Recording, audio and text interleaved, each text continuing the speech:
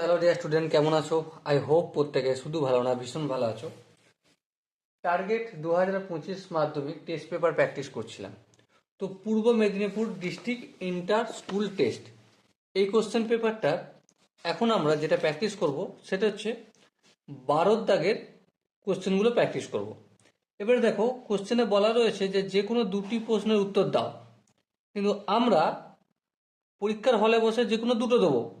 কিন্তু যেহেতু আমরা এখানে বসে প্র্যাকটিস করছি, সেহেতু আমরা 3টে কোশ্চেন আনসারই প্র্যাকটিস করব। ওকে, তাহলে চলো সময় নষ্ট না করে আমরা 12 দাগের একের অঙ্কটা একটু প্রথমে পড়ে নিই। 12 দাগের অঙ্কটা কি বলেছে। ওকে, দেখো, দুটি বৃত্তের কেন্দ্রে দুটি সমান দৈর্ঘ্যের চাপ 60 ডিগ্রি ও 75 ডিগ্রি কোণ উৎপন্ন করে। বৃত্ত দুটির ব্যাসার্ধের অনুপাত নির্ণয় করো। এই কোশ্চেনটা দেওয়া আছে। কোশ্চেন যেমন বলা আছে সেই অনুযায়ী প্রথমে আমরা দুটো চিত্র, খুব ভালো কোশ্চেন, বুঝতে সুবিধা হবে, তার জন্য আমরা প্রথমে চিত্র অঙ্কন করে নিই। এই 12 দাগের একের কোশ্চেন। প্রথমে সাপোজ মনে করো এই একটা বৃত্ত, আর মনে করো এখানে এই আর একটা বড় বৃত্ত। এবারে দুটো বৃত্তরই কি বলেছে, জ্যা নয়, চাপ নাকি সমান। মনে করো এই বৃত্তটার কেন্দ্র হচ্ছে পি কেন্দ্র, আর এই বড় বৃত্তটার কেন্দ্র হচ্ছে কিউ কেন্দ্র। বেশ, এবারে মনে করো এখান থেকে এখান পর্যন্ত হচ্ছে চাপ, বৃত্তচাপ। এর দৈর্ঘ্যটা আমি ধরে নিচ্ছি এল, লেন্থ। আর এরও চাপটা যদি সমান হয় তাহলে এখান থেকে এখান পর্যন্ত দৈর্ঘ্যটা কতটা হবে, এল হবে। এবারে এই বৃত্তটার ক্ষেত্রে, ছোট বৃত্তটার ক্ষেত্রে, এই যে দুটো ব্যাসার্ধ দ্বারা এখানে কোণ উৎপন্ন করেছে, এই কোণটার মান কত? এই কোণটার মান 75 ডিগ্রি। আর এই বড় বৃত্তটার ক্ষেত্রে এই যে ব্যাসার্ধ দুটো দিয়ে কোণ উৎপন্ন করছে, ঠিক আছে, এখানে কোণটা কত ডিগ্রি হবে? মনে করছি 60 ডিগ্রি। এবার বড় বৃত্তটার ব্যাসার্ধ, এগুলোকে আমি ক্যাপিটাল লেটার আর দিচ্ছি, আর ছোট বৃত্তের ব্যাসার্ধকে ক্যাপিটাল স্মল লেটারে আর বলছি। এবারে বৃত্ত চাপের সঙ্গে ব্যাসার্ধ আর এই কোণের একটা সম্পর্ক রয়েছে। কি সম্পর্ক সেটা আগে লিখি। যে আমরা জানি কি জানি, বৃত্তচাপ ইকুয়াল টু, বৃত্তচাপ সমান কি, 2πr থিটা বাই 360 ডিগ্রি। ওকে, এবারে দেখো এখানে L1, এটা যদি আমরা L2 ধরি, ঠিক আছে, দুটো বৃত্তচাপই এক। হ্যাঁ ঠিক, দুটো বৃত্তচাপই এক। তাহলে শর্তানুসারে আমরা এটা বলতে পারি, কি বলতে পারি, L1 ইকুয়াল টু L2। হ্যাঁ ঠিক, L1 ইকুয়াল টু L2 বলতে পারি। এবারে L1 মানে কি? L1 মানে 2π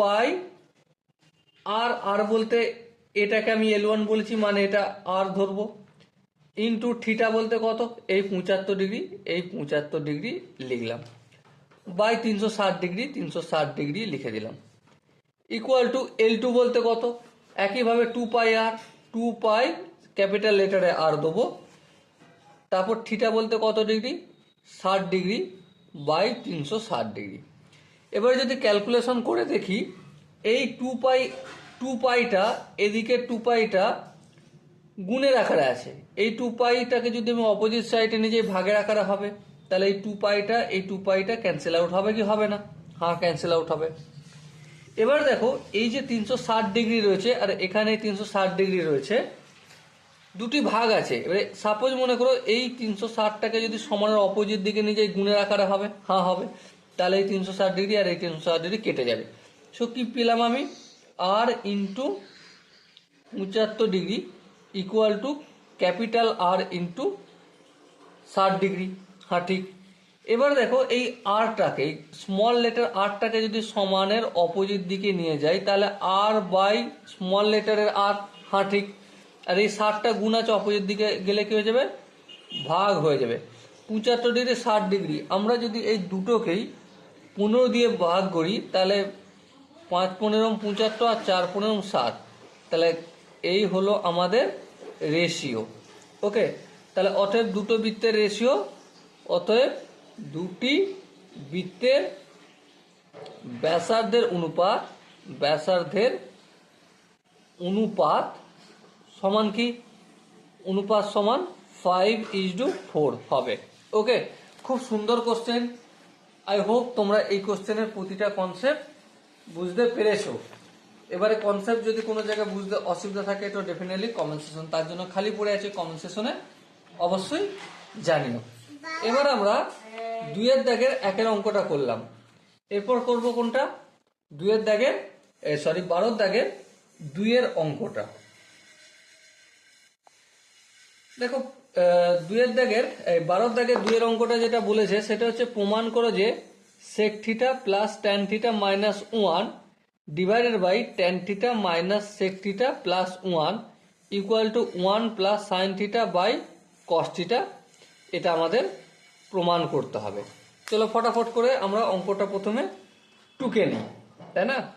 দেখো কি আছে, sec theta plus tan theta minus 1 divided by কি আছে, tan theta minus sec theta plus 1। এটা সমান সমান কি প্রমাণ করতে হবে, 1 plus sine theta by cos theta. প্রথমে আমরা লেফট হ্যান্ড সাইড বলে লিখে নিই, লেফট হ্যান্ড সাইড মানে বাম পক্ষ। বাম পক্ষ কি আছে সেটা আরেকবার লিখি একটু, sec theta plus tan theta minus 1, হ্যাঁ ঠিক। নিচেটা কি আছে, tan theta minus sec theta plus 1। বলো এই জায়গাটায় বুঝতে কারো কি কোনো অসুবিধা রয়েছে? আই হোপ বুঝতে অসুবিধা থাকার কথা নয়। এরপর দেখো একটা ছোট্ট কাজ করব, এই sec থিটা প্লাস tan থিটাটা এখানে রাখলাম, মাইনাস এই 1-এর জায়গায় আমরা একটা ফর্মুলা ইউজ করছি। কি formula, sec square theta minus tan square theta সমান কি হয় 1, হ্যাঁ ঠিক, কোনো আপত্তি নেই।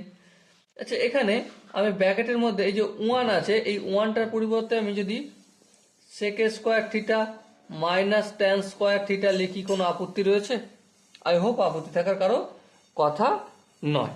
এবার নিচে যেমন tan theta minus sec theta plus 1 আছে তেমন রেখে দিলাম। এবার একটা সূত্র বলছি, দেখো এ স্কোয়ার মাইনাস বি স্কোয়ারের সূত্র কি, অবভিয়াসলি তোমরা প্রত্যেকে জানো, A plus B into A minus B, তাই না। সো এখানে দেখো এই যে sec theta plus tan theta এটা যেমন আছে আমি sec theta plus tan theta রেখে দেবো, কিন্তু মাইনাস এই যে sec square theta minus tan square theta, এটা যদি সূত্রে আমি ফেলি তাহলে কি হবে, sec theta plus tan theta into sec theta minus tan theta. Okay, আর নিচে যেমন জগন্নাথ বাবুর মতো চুপচাপ বসে আছেন, এনাকে এখানে রেখে দেব। ওকে, এবার ধ্যান দিয়ে লক্ষ্য করো sec theta plus tan theta এখানে আছে, এখানেও sec theta plus tan theta রয়েছে, তাহলে দুটো যদি কমন নিয়ে নিই তাহলে sec theta plus tan theta common নিলাম। এবারে সেকেন্ড ব্র্যাকেট দেবো, এখানে কি পড়ে আছে, কিছু নেই মানে 1 গুণ ছিল মানে 1 পড়ে আছে, হ্যাঁ। তারপর মাইনাস এখানে এই দুটোর মধ্যে এটা কমন নিয়ে নিয়েছি, তাহলে কি পড়ে থাকবে, এটা sec থিটা মাইনাস tan থিটাটা পড়ে থাকবে, এই সেকেন্ড ব্র্যাকেট ক্লোজ করলাম। আর নিচে যেমন tan theta minus sec theta plus 1 আছে তেমন রেখে দিলাম। আর একটা স্টেপ যদি আমরা আগিয়ে যাই কি দেখতে পাবো, sec theta plus tan theta যেমন আছে গুণের আকারে রেখে দিলাম, এখানে 1 করলাম, মাইনাসটা দিয়ে খুলে দিচ্ছি, ব্র্যাকেটটা তুললে মাইনাস দিয়ে গুণ করতে হবে, তাহলে দেখো মাইনাস প্লাসে কি হয়, মাইনাস sec থিটা মাইনাস মাইনাসে প্লাস tan থিটা। আর নিচে যেমন আছে নিচেরটাকে একটু সাজিয়ে লিখবো, 1টাকে প্রথম লিখবো, তারপর sec থিটাটা সেকেন্ড আছে সেকেন্ড লিখলাম, তারপর ট্যান থিটার আগে কি আছে, প্লাস আছে, এই প্লাস ট্যান থিটা লিখলাম। কেন লিখলাম, কারণ উপরেও যেটা রয়েছে নিচেও সেটা রয়েছে, সেটাকে আমি কাটবো বলে একটু সাজিয়ে লিখেছিলাম। ওকে, তাহলে কি পেলাম আলটিমেট পেলাম আমি sec theta plus tan theta. এবার সেক থিটা মানে কি, সেক থিটার অনন্য হচ্ছে 1/cos থিটা, বেশ।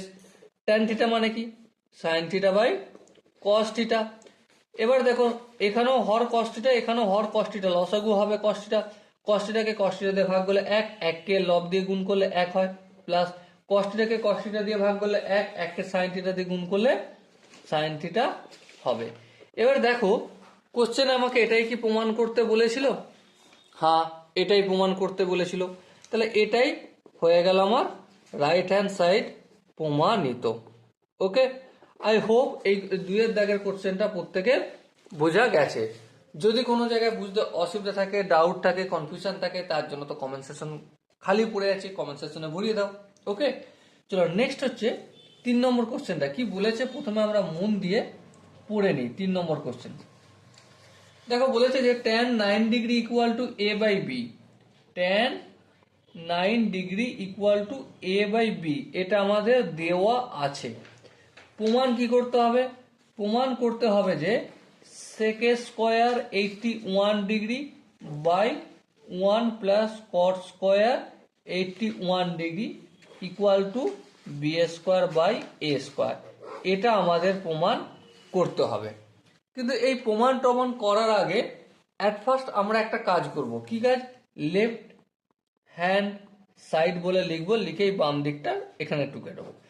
তাহলে কি হবে, sec square 81 degree by 1 plus cot square 81 degree.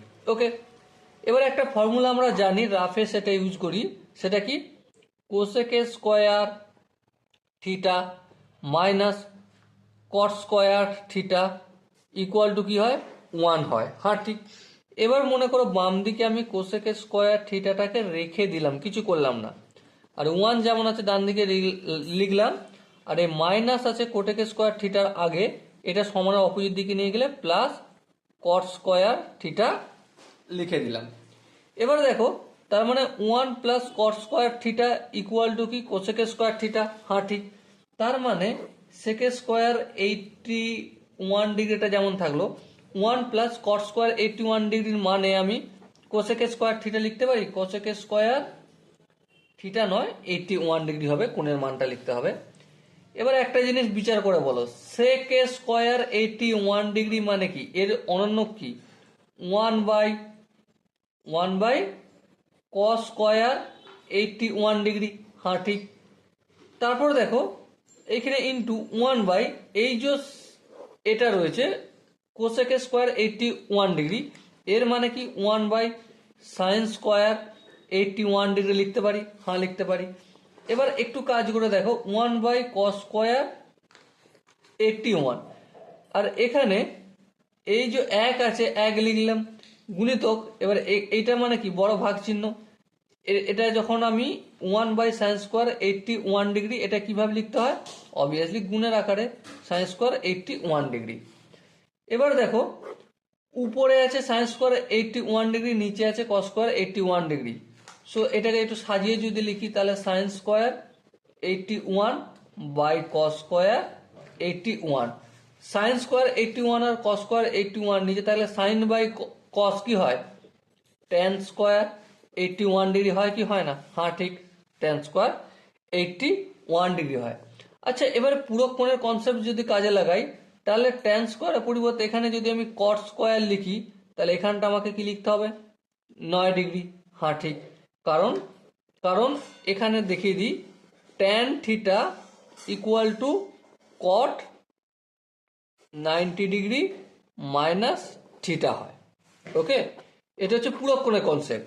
যদি পুরো কোণের কনসেপ্ট আরো ভালো করে বুঝতে হয়, তোমরা অবশ্যই প্লেলিস্টে গিয়ে পুরো কোণের চ্যাপ্টার তোমরা অবশ্যই খুঁজে পাবে, সেখানে গিয়ে ডিটেলসে ডিসকাস করা রয়েছে। ওকে, এবারে দেখো cot 9 ডিগ্রি মানে কি, cot 9 ডিগ্রি মানে 1/tan 9 ডিগ্রি। আচ্ছা, এখানে স্কোয়ার ছিল, এখানেও tan স্কোয়ার হবে, ঠিক আছে।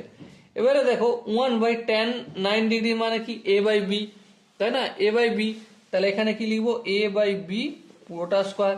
এবার একইভাবে সমান দিয়ে এই 1 লিখলাম, এটা কিসের চিহ্ন, ভাগের চিহ্ন, গুণ করলাম, তাহলে এটা a বাই বি আছে, তাহলে কি হয়ে যাবে বি বাই এ স্কোয়ার, তাহলে আলটিমেট কি হলো B square by A square, প্রমাণ হলো? হ্যাঁ, প্রমাণ হলো। So dear student, I hope তোমরা প্রত্যেকে 12 দাগের এই 3টে ত্রিকোণমিতির কোশ্চেন আনসার বুঝতে পেরেছো। যদি কোনো জায়গায় বুঝতে অসুবিধা থাকে, ডাউট থাকে, কনফিউশন থাকে, কি করতে হবে? কমেন্ট সেকশন খালি পড়ে আছে, কমেন্ট সেকশনে জানাতে হবে। আর দেখা হচ্ছে পরবর্তী সেশনে, ততক্ষণ পর্যন্ত ভালো থেকো, সুস্থ থেকো এবং জয় হিন্দ।